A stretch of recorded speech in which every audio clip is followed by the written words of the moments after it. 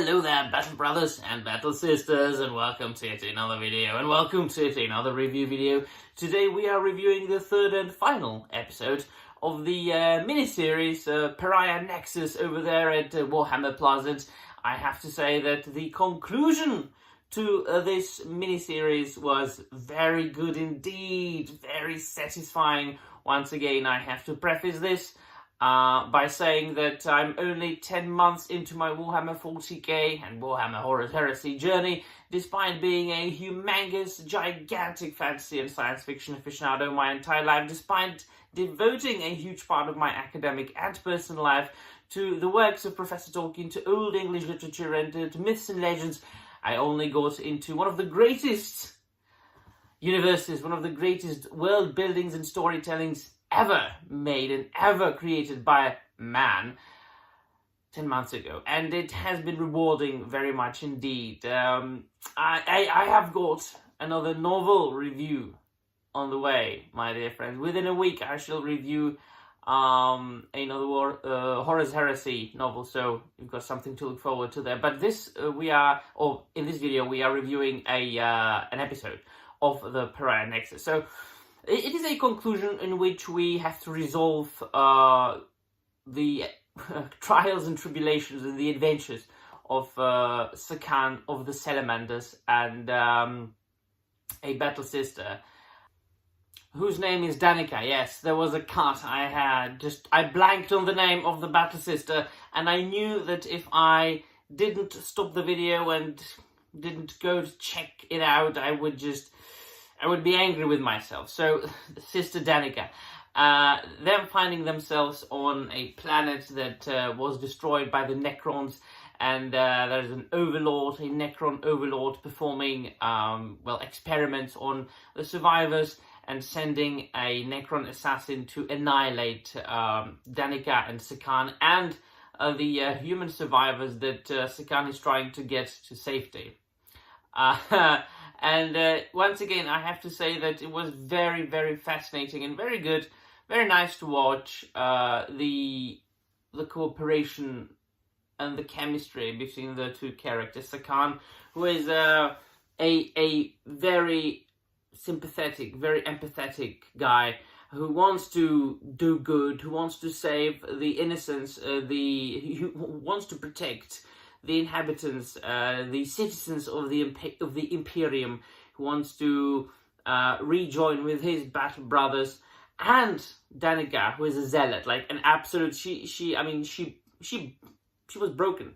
She broke when they lost the planet. When the Necrons annihilated everybody she knew. She was basically the sole survivor. They killed all her battle sisters. They killed all the Astra Militarum that were with them. We get to know, by the way, that the member of the Astra Militarum that was with her from the beginning was actually just her conscience. It was in her head. She was imagining her. So, in fact, the member of the Astra Militarum was dead as well. She just went cuckoo. You know, she just absolutely broke. And but fortunately, Sakan was able to save her. So she had her redemption. She had her redemption arc in this TV show, or in this animation, which I appreciated as well very much indeed.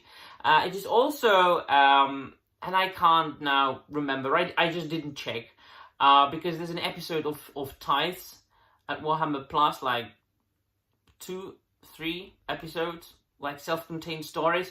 One of them is about Sakan and an Ultramarine on this particular planet, and meeting, or almost meeting, that Necron overlord, because they were trying to retrieve the gene seed of fallen Ultramarines and the Battle Brothers to that Ultramarine from the episode.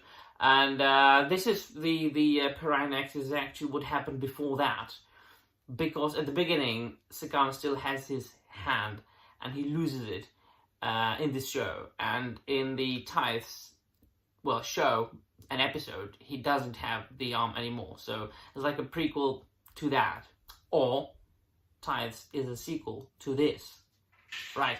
It needs to be said that once again, I have to stress, and I can't stress that enough. I love these mini shows, I love these mini animations, these self-contained stories that really only scratch the surface of the Warhammer 40k grimdark universe, because that's all we really need. I mean, we Warhammer 40k fans, if we want to delve deeper into the lore, we just read the books, read the novels and the codexes and the supplemental material and White Dwarf magazines, short stories, or listen to audiobooks, audio dramas, whatever, right? I don't think that we do need, as a matter of fact, let me rephrase that, I hope we will never get, I know we will, it has been confirmed, like a huge streaming service show. Mainstream audiences will get their share of Warhammer 40k. In this case, at the moment it gets released, at the moment, at the moment it gets announced and officially announced, I am leaving social media. I am absolutely ignoring everything because I don't care. I don't give a flying toss. I have had my share of this with Tolkien. I have had my share of this with Star Wars. I have had my share of this with The Witcher, which I basically ignored. I didn't watch, I watched 2 episodes of The Witcher and it was enough for me. But I watched 2 episodes too many. So no, thank you very much indeed. This is all I need. 20 minutes of entertainment, bolt guns and chainsaws, and for something more elaborate, for something more sophisticated, for something deeper, I'll just read more books. So yeah, let me know in the comments down below what you think. And that'll be all. Thank you very much for watching, and remember, the Emperor protects.